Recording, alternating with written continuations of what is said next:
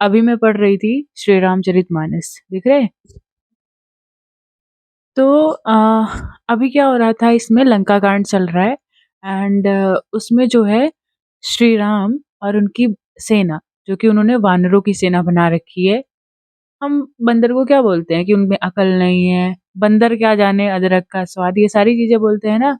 उनकी सेना, भालुओं की सेना, ये सब लेकर के वो पहुंच चुके हैं लंका, रावण से लड़ने, सबसे बड़े राक्षस से लड़ने, जिसके पास 10 सर हैं, अथाह पावर है। और रावण की सेना में है मेघनाद, कुंभकर्ण और बहुत सारे उनके ऐसे योद्धा हैं, राक्षस हैं, जिनका कोई कंपैरिजन नहीं है, जिनको बड़े बड़े देवताओं से आशीर्वाद मिला हुआ है कि तुम्हें इतने जल्दी कोई डिफीट कर ही नहीं सकता है। ठीक है। तो भगवान राम, एक सन्यासी, चले गए हैं उनसे लड़ने।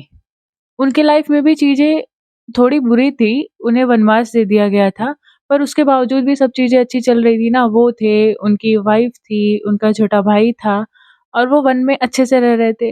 लेकिन आउट ऑफ सडन एक दिन ऐसा आया कि सोने का हिरन आया उनके प्रेमाइस में, और माता सीता ने बोला मुझे ये हिरन चाहिए, और वो भी वहां भाग करके उस हिरन का पीछा करने चले गए और लक्ष्मण को वहां पे रोका। लक्ष्मण जी को भी सीता माता ने भेज दिया कि जाओ, तुम्हारे भैया को तुम्हारी जरूरत है। उनको बहुत कुछ सुना करके भेजा। एंड इसी बीच रावण आया, उनकी वाइफ को ले गया, प्रभु श्री राम की वाइफ को, माता सीता को ले गया। कुछ भी डिसाइडेड नहीं था ना। अगर हम होते उस जगह पे, हम बोलते यार सोने का हिरन तो होता ही नहीं, इतना मैंने क्यों नहीं सोचा। और यहाँ से शुरू होती है उनकी बहुत बड़ी वाली स्ट्रगल। क्योंकि उस टाइम पे ना, या अभी भी मानो भाई, कि अगर किसी की वाइफ को कोई ले जा रहा है ना, तो उसकी आन बान शान पे बात आ जाती है। तो अब आ गई थी उनके उस पे सेल्फ रिस्पेक्ट की बात आ गई थी प्रभु श्री राम के। उनको अपनी वाइफ को लेके आना था लंका से। हनुमान जी गए भी थे, लेकिन वो नहीं लेके आए, क्योंकि वाइफ किसकी थी? प्रभु श्री राम की थी, और वही लेके आते। बात कर रहे हैं स्ट्रगल की, उनके पास कुछ भी नहीं था, जो कंदमूल फल खा करके, ऐसे जंगल से जो भी मिल गया वो खा करके जिंदा रह रहे थे। उनके पास एक धनुष बाण था, और जो कपड़े उन्होंने पहने थे वो थे। और वानरों की सेना थी, हनुमान जी थे, जामवंत थे, भालू थे, रीछ थे, वानर थे। और उनके पास भी कोई ऐसे एक्स्ट्रा ऑर्डिनरी वेपन्स तो थे नहीं। वो क्या करते थे, जाते थे पत्थर पत्थर से फेंक करके मारते थे राक्षसों को। और ये हमारे पेड़ पौधे उठा करके, पहाड़ उठा करके, इन सब से मारते थे। तो तुम देख रहे हो कि इतनी एडवर्सिटीज के बावजूद भगवान राम ने वहां पे गिव अप नहीं किया। उन्होंने ये थॉट नहीं डाला कि चलो कोई बात नहीं, सीता को वो ले गए हैं, मैं चलता हूँ, मैं अपने घर को चलता हूँ। He never give up in his life.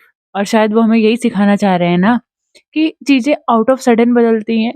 कि तुम यहाँ हो, आसमान पे हो, और तुम आउट ऑफ सडन जमीन पे आ जाते हो। उस टाइम ये थॉट आता है, यार ऐसा क्यों हो गया, मतलब मैंने तो एक्सपेक्ट भी नहीं किया था ऐसा होने का, फिर भी ऐसा हो गया। स्टे काम, मेरी बात सुन। जैसे भगवान ने लड़ा ना, हर एक चीज का सॉल्यूशन था उनके पास। कुंभकर्ण कुंभकर्ण को भी मार डाला मेघनाद। लक्ष्मण जी को शक्ति बाढ़ लगा। उनके मतलब बचने के कोई चांसेस ही नहीं थे। स्टिल सारे एफर्ट करके बजरंगबली, अपने हनुमान जी वहां गए, संजीवनी बूटी लेके आए, पूरा पर्वत उठा करके लाए। ऑल दीज आर एग्जाम्पल्स यार, कि गिव अप लाइफ में करना ही नहीं है।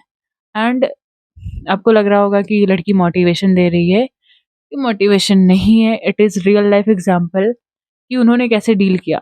और हम आजकल एंजाइटी, डिप्रेशन, इन सब का शिकार होते जा रहे हैं।